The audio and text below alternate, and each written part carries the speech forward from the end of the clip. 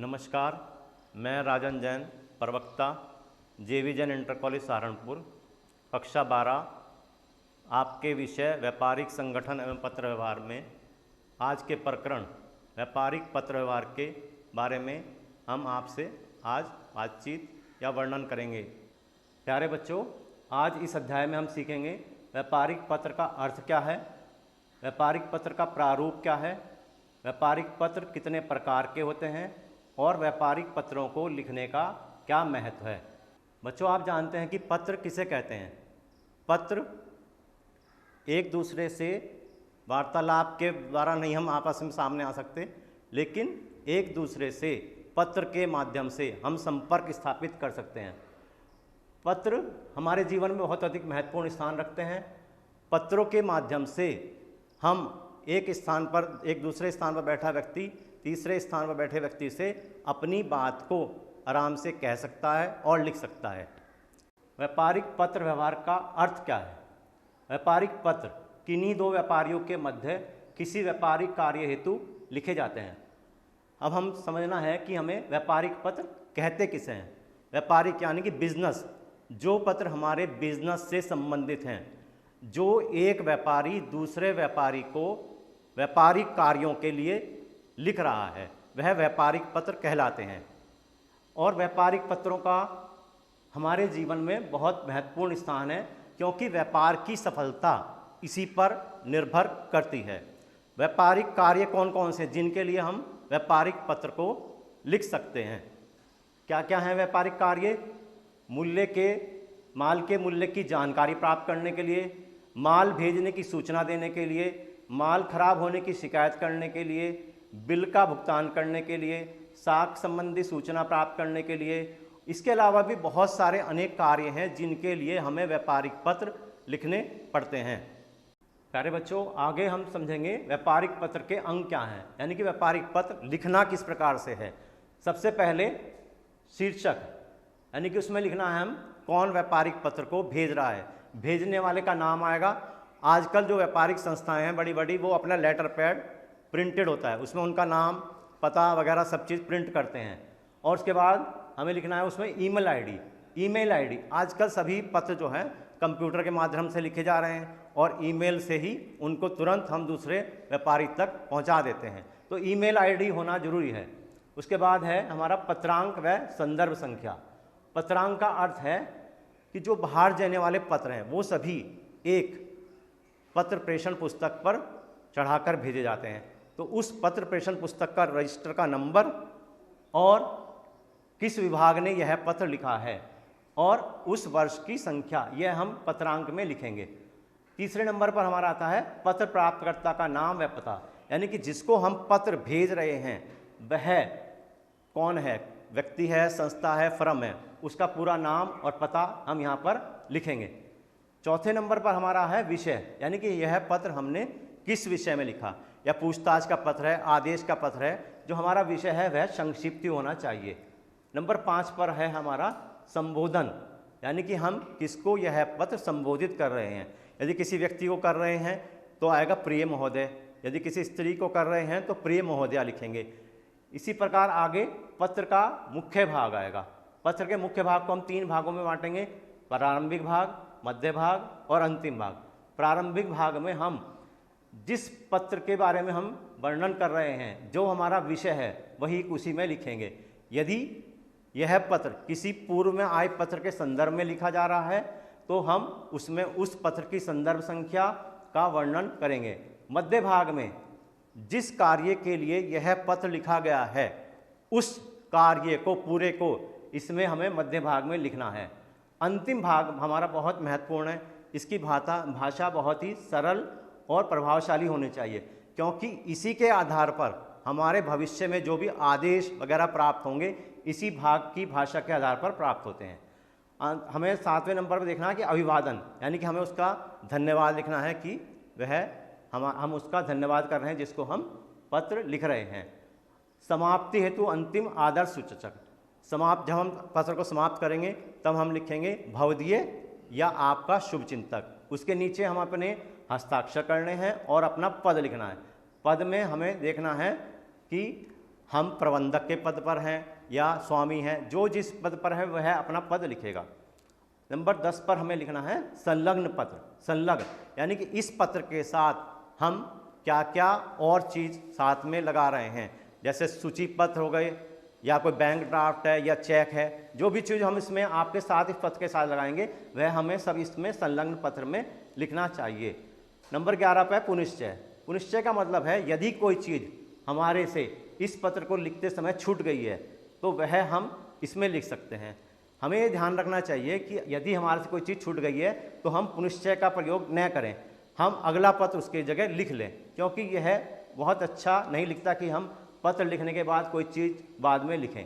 और लास्ट हमारा है लिपिक के हस्ताक्षर। जिस लिपिक या जिस क्लर्क ने यह पत्र लिखा है और जिसके द्वारा यह पत्र लिखवाया गया है, उन दोनों का यहाँ पर संक्षिप्त हस्ताक्षर या नाम लिखा होना चाहिए। तो बच्चों, हमने सीखा कि व्यापारिक पत्र के भाग कौन कौन से हैं, हमें शुरू से लेकर आखिर तक उस पत्र को किस प्रकार से लिखना चाहिए। प्यारे बच्चों, आगे हम सीखेंगे व्यापारिक पत्र कितने प्रकार के होते हैं। व्यापारिक पत्र बहुत अनेक प्रकार के होते हैं, उनमें से कुछ ये हैं पूछताछ के पत्र, निर्क संबंधी पत्र, आदेश के पत्र। आदेश के पत्र भी हमारे 3 प्रकार के होते हैं। आदेश का पत्र, आदेश पत्र की स्वीकृति का पत्र, आदेश पत्र को रद्द करने का पत्र, परिचय पत्र, अनुगमन पत्र, शिकायती पत्र। शिकायती पत्र और उनके उत्तर, यानी कि जो हमारी शिकायत आई है उनके उत्तर हम कैसे लिखेंगे। साख संबंधी पत्र, एजेंसी के पत्र। प्यारे बच्चों, इन पत्रों में से कुछ पत्रों का हम विस्तार से वर्णन करेंगे। सर्वप्रथम हमारा पत्र है पूछताछ का पत्र। पूछताछ का अर्थ है कि जब एक व्यापारी दूसरे व्यापारी से किसी भी संबंध में कोई पूछताछ करता है, चाहे वह माल से संबंधित है या किसी और चीज़ से संबंधित है। जब एक व्यापारी दूसरे व्यापारी से कोई माल मंगाना चाहता है तो उस माल के बारे में वह दूसरे व्यापारी से पूर्ण रूप से जानना चाहता है कि उस माल की किस्म क्या है, उसकी गुणवत्ता क्या है, उसका मूल्य क्या है और वह उसकी किस प्रकार से हमारे को भेजेगा और व्यापारिक शर्तें हमारी क्या क्या होंगी। तो ये सब चीज़ जब एक व्यापारी दूसरे व्यापारी से पूछता है तो उसे हम पूछताछ का पत्र कहते हैं। जब मैंने लिखा भी यहाँ पर, जब कोई व्यापारी अपने माल को क्रय करने में आदेश न देकर उससे संबंधित सभी गुणों की जानकारी प्राप्त करने के लिए पत्र व्यवहार करता है तो इस प्रकार के पत्र व्यवहार को पूछताछ का पत्र कहा जाता है। उदाहरण के लिए, कोई दिल्ली का एक व्यापारी बम्बई के एक व्यापारी से सूती कपड़े के लिए कोई मूल्य जानना चाहता है तो वह अपने पत्र में लिखेगा कि मुझे निम्नलिखित मात्रा में या मुझे 100 गांठें सूती वस्त्र की चाहिए, वह किस मूल्य पर प्राप्त होंगी मेरे को और उनके आपकी आवश्यक शर्तें क्या होंगी, आप मुझे भुगतान करना पड़ेगा। ये सारी चीज़ें अपने पत्र में लिखकर बम्बई के व्यापारी को वह लिखता है तो यह पूछताछ का पत्र कहलाता है। आगे हमारा है निर्क पत्र। निर्क का मतलब है कोटेशन या मूल्य। ये जो पत्र है निर्क पत्र, ये पूछताछ के पत्र के उत्तर में लिखे जाते हैं। जब एक व्यापारी ने दूसरे व्यापारी से किसी माल का मूल्य पूछा तो जो दूसरा व्यापारी है वह माल के मूल्य का उत्तर देता है, वह निर्क पत्र कहलाता है। निर्क या कोटेशन से संबंधित पूछताछ के पत्रों के उत्तर देने के लिए लिखे जाते हैं। अब जैसे हमारा उदाहरण था तो उसमें बम्बई का जो व्यापारी है, जब उसके पास पूछताछ का पत्र पहुंचा तो उसने अपने माल का मूल्य पहले वाले व्यापारी को बताया कि मेरे माल का मूल्य निम्नलिखित है, मेरे माल की निम्नलिखित गुणवत्ता है और उसकी शर्तें ये हैं। ये सारी चीज़ें जब वो एक पत्र में लिखकर भेजता है तो वह निर्क पत्र कहलाता है। अगला पत्र है आदेश पत्र। जब व्यापारी के पास बहुत अधिक निर्क पत्र आ जाते हैं, यानी कि उसने बहुत सारे व्यापारियों से मूल्य पूछे और उसके पास बहुत सारे पत्र प्राप्त हो गए, वह उन व्यापारियों के पत्रों को तुलनात्मक अध्ययन करता है कि उसके जो रेट हैं किसके कम हैं और किसके माल की गुणवत्ता अधिक है। जब वह तुलनात्मक अध्ययन कर लेता है और संतुष्ट हो जाता है कि मुझे इसी व्यापारी से माल मंगाना है तो वह एक आदेश पत्र लिखता है। उस आदेश पत्र में लिखता है कि मुझे निम्नलिखित माल चाहिए और आपके निर्ख पत्र के अनुसार इसका मूल्य यह रहेगा, ये व्यापारिक शर्तें हैं जो आपने मेरे को लिखी थी। तो यह है आदेश पत्र, वह होता है जब व्यापारी व्यापारिक शर्तों का तुलनात्मक अध्ययन करने के बाद माल मंगाने के लिए पत्र लिखता है। अब आदेश पत्र भी हमारे अगले और दो प्रकार के हैं। क्या है सबसे पहला इसमें? आदेश पत्र की प्राप्ति की सूचना का पत्र। जब व्यापारी को दूसरे व्यापारी से आदेश प्राप्त हो जाता है कि आप मेरा इतना इतना माल बनाकर तैयार रख दें और मेरे को भिजवा दें, इस आशय का कि उसे आपने आदेश दिया, इस आशय का धन्यवाद का एक पत्र वह दूसरे व्यापारी को लिखता है कि आपका बहुत बहुत धन्यवाद, आपने मेरे को इतने माल भेजने का आदेश दिया। इस आशय का जब एक पत्र लिखा जाता है तो यह आदेश पत्र की प्राप्ति की सूचना का पत्र कहलाता है। अगला पत्र है हमारा आदेश के लिए अस्वीकृति का पत्र। जब व्यापारी से आदेश प्राप्त होता है कि मुझे निम्नलिखित माल चाहिए, मान लो 100 गांठें चाहिए, लेकिन उसके पास स्टॉक में नहीं है या उसका माल खराब हो गया है या किसी और कारण से वह माल का पूरा करने में सक्षम नहीं है, असमर्थ है, तो वह एक पत्र दूसरे व्यापारी को लिखेगा कि मेरे पास निम्नलिखित माल उपलब्ध नहीं है या मैं यह माल उपलब्ध कराने में सक्षम नहीं हूँ।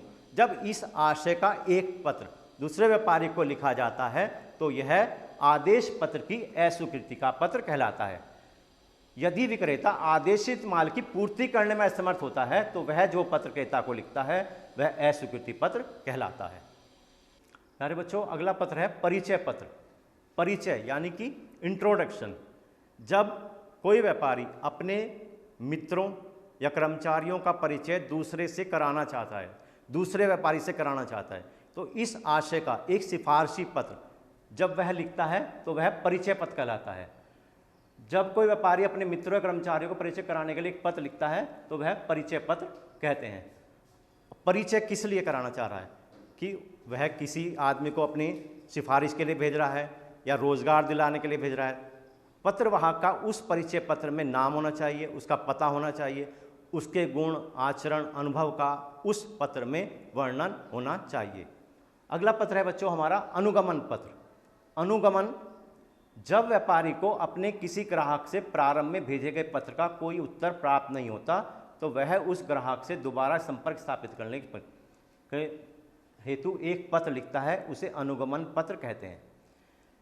जब व्यापारी किसी ग्राहक को कोई पत्र लिखता है लेकिन वह व्यापारी देखता है कि उस ग्राहक ने उसका कोई उत्तर नहीं दिया 15-20 दिन तक, फिर वह दोबारा से उसको पत्र लिखता है।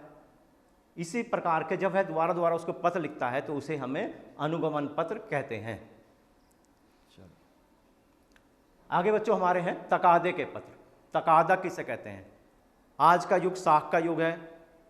विक्रेता अपने माल को उधार बेचता है और कभी कभी ऐसा होता है क्रेता समय पर उस माल का भुगतान नहीं कर पाता है, तो जब उससे हमें पैसे मांगने होते हैं हम उसे तकादा करते हैं। तकादे का अर्थ है कि हम उससे भुगतान प्राप्त कर रहे हैं। तो विक्रेता द्वारा क्रेता को उधार माल बेचा जाता है। क्रेता माल की राशि का समय पर भुगतान नहीं कर पाता, इसके द्वारा विक्रेता के लिए क्रेता को जो पत्र लिखा जाता है वह भुगतान प्राप्त करती या तकादे का पत्र कहलाता है। तकादे के पत्र हमारे 4 प्रकार के होते हैं। 4 प्रकार के, पहला है हमारा प्रथम तकादे का पत्र, द्वितीय तकादे का पत्र, तृतीय तकादे का पत्र और अंतिम तकादे का पत्र। प्रथम तकादे का पत्र क्या है? प्रथम तकादे के पत्र में हम ग्राहक को ऐसी भाषा जो है थोड़ी सी विनम्र भाषा का प्रयोग करते हैं कि आपने निम्नलिखित धनराशि का भुगतान समय पर नहीं किया, अतः हम आपसे प्रार्थना करते हैं कि इस धनराशि का समय पर भुगतान कर दें। ठीक है। दूसरा हमारा है द्वितीय तकादे का पत्र। जब वह पहले तकादे के पत्र का भी कोई उत्तर नहीं देता ग्राहक, तो हम उसे एक द्वितीय तकादे का पत्र लिखते हैं। उसमें हम पहले तकादे का भी वर्णन करते हैं कि आपने पहले तकादे, हमने पहले भी आपको एक पत्र लिखा था, आपने उसका भी उत्तर कोई नहीं दिया, और इसमें लिखते हैं कि आपकी तरफ इतनी धनराशि बकाया है, आपने उसका अभी तक कोई उत्तर नहीं दिया, अतः आपसे प्रार्थना है कि आप इस ओर ध्यान दें और जो धनराशि आपकी तरफ बकाया है उस धनराशि का चेक हमें तुरंत देने की कृपा करें। अब तृतीय तकादे का पत्र आ गया। जब ग्राहक पहले दोनों तकादों के पत्र का कोई उत्तर नहीं देता और कोई भी रिस्पांस उसकी तरफ से हमारे को प्राप्त नहीं होता, तो हम उसे फिर तृतीय तकादे का पत्र लिखते हैं। इस तृतीय तकादे के पत्र में भी प्रथम द्वितीय तकादे के पत्रों का वर्णन करते हैं कि हम आपको पहले भी 2 पत्र लिख चुके हैं, लेकिन आपने उसका कोई भी उत्तर हमें नहीं दिया। फिर हम इसमें थोड़ी सी सख्त भाषा का प्रयोग करते हैं कि यदि आपने इस तारीख तक हमारा भुगतान नहीं दिया तो आपके और हमारे जो बीच में संबंध स्थापित है वह ठीक नहीं हो पाएंगे या व्यापारिक गुणों का इससे ह्रास होगा। इस प्रकार हम फिर अगर अंतिम तकादे का पत्र लिखते हैं, अंतिम या चौथे, जब ग्राहक पहले दूसरे तीसरे तकादे के पत्रों का उत्तर नहीं देता तो हम एक उसे अंतिम तकादे का पत्र लिखते हैं कि अब आप यदि इस समय सीमा तक हमारे को धनराशि का भुगतान नहीं करेंगे तो हमें मतलब जो है आपको हमें न्यायालय में जाना पड़ेगा और आपके विरुद्ध कानूनी कार्रवाई करनी पड़ेगी। तो इस प्रकार बच्चों हमने सीखा कि तकादे के पत्र किसे कहते हैं और तकादे के पत्र 4 प्रकार के होते हैं। आगे हमारा है परिपत्र अथवा गश्ती पत्र। जब एक ही सूचना बहुत से व्यापारियों को एक ही समय भेजनी होती है उस समय जो पत्र लिखा जाता है वह परिपत्र या गश्ती पत्र कहलाता है। जब एक ही सूचना एक ही समय पर अनेक व्यापारियों को भेजनी होती है तो इस आशय का जो पत्र व्यापारी लिखता है वह परिपत्र या गश्ती पत्र कहलाता है। व्यापारी को बहुत सारी सूचनाएं होती हैं जो एक सी सबको एक समय में भेजनी होती है। कौन कौन सी सूचनाएं हो सकती हैं? नई वस्तु का विज्ञापन करने के लिए, नए साझेदार का प्रवेश करने के लिए, नए पुराने साझेदार का अवकाश करने पड़ने पर, अपने इस व्यापार के स्थान में परिवर्तन करने के लिए और व्यापार के नाम का परिवर्तन करने के लिए। इस तरह से बहुत सारी चीज़ें हैं जिसके कारण वह परिपत्र लिखता है। अगला पत्र है हमारा बैंक संबंधी पत्र। जो पत्र एक व्यापारी अपने बैंक या अन्य बैंक को लिखता है उसे बैंक संबंधी पत्र कहते हैं। बैंक आज आधुनिक सभ्यता का वित्त और व्यापार का धमनी केंद्र बन गए हैं, क्योंकि आज हमारे जीवन में बैंकों का बहुत अधिक महत्व है। प्रत्येक व्यापारी बैंक में अपना चालू खाता खोलता है और क्योंकि उसे दिन में कई बार रुपया पैसा निकालना होता है और जमा करना होता है, इस कारण से वह बैंकों से अपना व्यवहार करता है। दिन में जब वह कई बार रुपया पैसा निकालता है तो वह उसे बैंक में कई बार जाना आना पड़ता है। अब हमें देखना है बैंक में लिखे जाने वाले पत्र कौन कौन से, बैंक से हम संबंध स्थापित करते हैं तो किस लिए करना पड़ता है। बैंक में जब पत्र लिखते हैं तो हमें खाता खोलने के लिए, बैंक से पासबुक या चेक बुक प्राप्त करने के लिए, अधिविकर्ष की सुविधा प्राप्त करने के लिए, दूसरे ग्राहकों के संबंध में साख प्राप्त करने के लिए, बैंक का कभी कभी खाता बंद करना पड़ता है उसके लिए, एक शाखा से दूसरी शाखा में धनराशि को हस्तांतरित करने के लिए और एक समय में दूसरे धनराशि को हस्तांतरित करने के लिए हमें बैंक में अनेक पत्रों का लिखना पड़ता है। आगे पत्र है हमारे बीमा कंपनी को पत्र। जो पत्र बीमा कंपनी को लिखे जाते हैं उन्हें बीमा कंपनी के पत्र कहते हैं। आजकल खतरों को कम करने के लिए और जोखिम से बचने के लिए बीमा कराया जाता है। आग लगने या किसी साझेदार की मृत्यु होने बीमा कंपनी से क्षतिपूर्ति के लिए बीमा कंपनी को पत्र लिखे जाते हैं। जो पत्र बीमा कंपनी को लिखे जाते हैं वे बीमा कंपनी के पत्र कहलाते हैं। आज का ज़माना जो है खतरों का ज़माना है, तो इसलिए आदमी या व्यापारी अपने व्यापार का, अपने माल का, अपने खुद का बीमा करा कर रखता है कि वास्तव में उसे यदि बाद में कोई हानि होती है किसी प्रकार से तो वह बीमा कंपनी से उसके दावे की क्षतिपूर्ति कर सकते हैं। इसके लिए वह बीमा कंपनी को अनेक पत्र लिख सकता है। जैसे सबसे पहले यदि कोई माल उसके रास्ते में क्षतिपूर्ति बीमा, उसके रास्ते में कोई माल रास्ते में नष्ट हो गया है उसकी क्षतिपूर्ति के लिए, किसी साझेदार की मृत्यु हो गई है तो उसकी क्षतिपूर्ति के लिए दावे के लिए, या कोई नई पॉलिसी उसे लेनी है उसके लिए, या अपनी पॉलिसी पर उसे ऋण लेने के लिए वह अनेक पत्र बीमा कंपनियों को लिख सकता है। हम सीखेंगे कि व्यापारिक पत्र व्यवहार का महत्व क्या है। व्यापार व्यापार में जो है हमारा पत्र व्यवहार, उसकी आत्मा कहा जाता है, क्योंकि एक व्यापारी दूसरे व्यापारी से जो संबंध स्थापित करता है वह उसके संबंध उसके व्यापार पर निर्भर करते हैं। इसलिए कहा भी गया है व्यापार में पत्र व्यवहार उसकी आत्मा है। इसलिए आज हम इन पॉइंट्स के माध्यम से वर्णन करेंगे कि पत्र व्यवहार का महत्व क्या है। सबसे पहला है व्यवसाय क्षेत्र को विकसित करना। आज हमारा व्यापार राष्ट्रीय न रहकर अंतर्राष्ट्रीय हो गया है। दिन दूनी रात चौगनी हम व्यापार में वृद्धि कर रहे हैं। इसलिए पत्र व्यवहार के माध्यम से हम अनेक व्यापारियों से संबंध स्थापित कर सकते हैं और उनको अपनी अपनी वस्तुओं का बारे में बता सकते हैं। इसलिए हमारे व्यापार में वृद्धि होगी और हम अधिक लाभ कमा सकते हैं।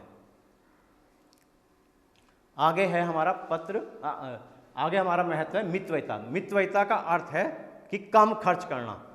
कम खर्च में पत्र व्यवहार के माध्यम से हम कम खर्च से एक व्यक्ति से दूसरे व्यक्ति से संपर्क स्थापित कर सकते हैं, क्योंकि यदि एक व्यक्ति दूसरे व्यक्ति के आमने सामने बैठेंगे तो इसमें बहुत अधिक खर्च होगा, लेकिन पत्र व्यवहार के माध्यम से हम दूर बैठे व्यक्ति से भी संपर्क स्थापित कर सकते हैं।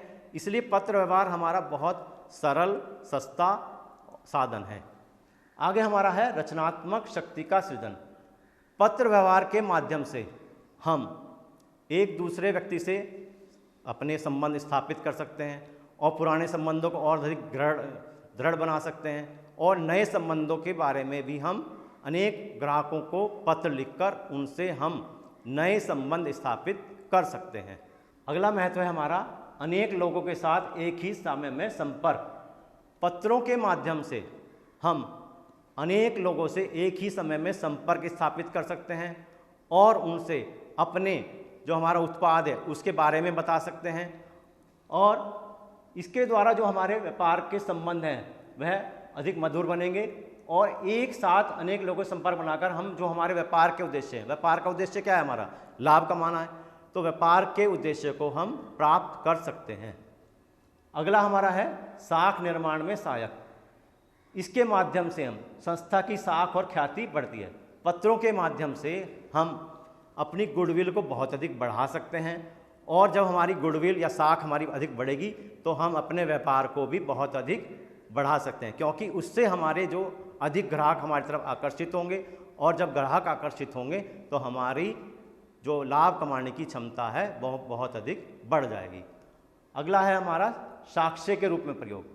पत्र क्योंकि लिखित रूप में होते हैं तो भविष्य में कभी दो ग्राहकों के बीच में या दो व्यापारियों के बीच में किसी कारण से आपस में मतभेद होते हैं और उन्हें न्यायालय में जाना पड़ता है, तो इस कार्य में पत्र हमारे बहुत सहायक के रूप में होते हैं, क्योंकि वह वहाँ पर हम उन पत्रों को साक्ष्य या प्रमाण के रूप में प्रस्तुत कर सकते हैं कि आपने अपनी व्यापारिक शर्तों में ये लिखा था और अब आप लेकिन उन बातों से बीच में मुकर रहे हैं।